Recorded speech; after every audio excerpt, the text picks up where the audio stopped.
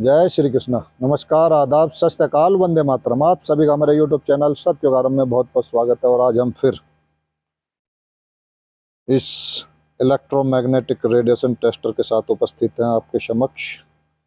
और ये देख सकते हो आप, इसकी रीडिंग दिखाओ जरा भैया। ये बिल्कुल मेरे हिसाब से कम मैं इस महीना से ही इस चीज़ पे रिसर्च कर रहा हूँ, दहन से नज़दीक रखकर।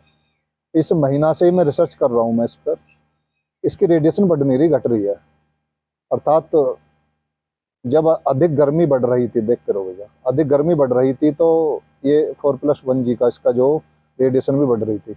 यानी कि इससे इसका संबंध हार्प टेक्नोलॉजी से जरूर कहीं ना कहीं है। यानी ये प्राकृतिक बारिश है। ये इस समय जो हो रही है प्राकृतिक बारिश है। और आज की दिनांक 24 जुलाई 2024 है जिस समय ये रीडिंग है। तो ये शाहपुर बमेटा जिला गाजियाबाद की रीडिंग है। तो ये नॉर्मल आ रही है। तो इसी विषय में बात करते हैं।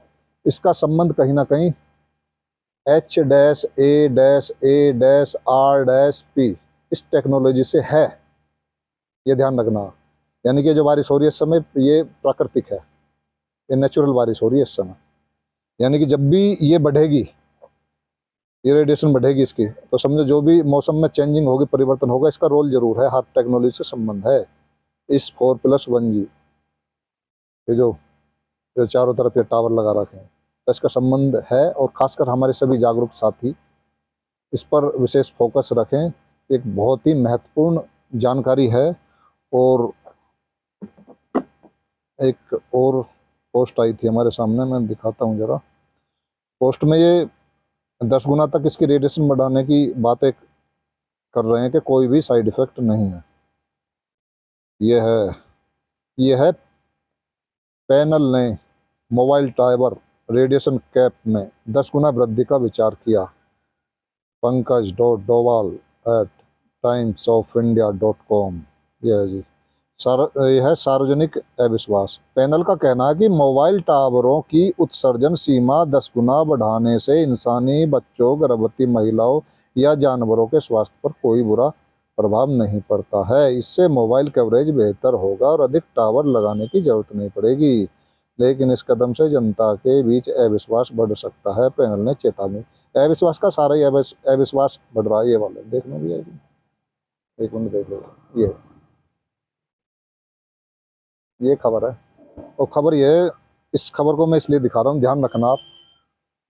इनकी तथाकथित जो बीमारियां हैं, जब जब ये बढ़ाएंगे इसको, जब जब ये रेडिएशन बढ़ेगी, फ्रिक्वेंसी बढ़ाएंगे इसकी, तब तब एक नया वायरस पैदा होगा, मतलब इनके हिसाब से। लेकिन ये सारा वायरस, ये डिजिटल जो बीमारी है इनके, जो अभी खबर हमने पिछली अपनी उस वीडियो में दी थी, तो जो कह रहे हैं ना डिजिटल भूकंप, तो इनकी डिजिटल बीमारियां इन्हीं के द्वारा आती हैं। इनकी डिजिटल ये जो टेक्नोलॉजी है ना, इन्हीं के द्वारा डिजिटल बीमारी आती है। और इसी तरह आती है जब जब इनकी, मैं कह रहा हूँ ये सभी के सभी जागरूक साथी, खासकर जागरूक साथियों से कह रहा हूँ, ये 3000 के आसपास आता है करीब करीब, अमेजोन से मिलेगा। हो सकता है ये बंद कर दें इसको इलेक्ट्रोमैग्नेटिक रेडिएशन टेस्टर को रख लो अभी से ले लेकर।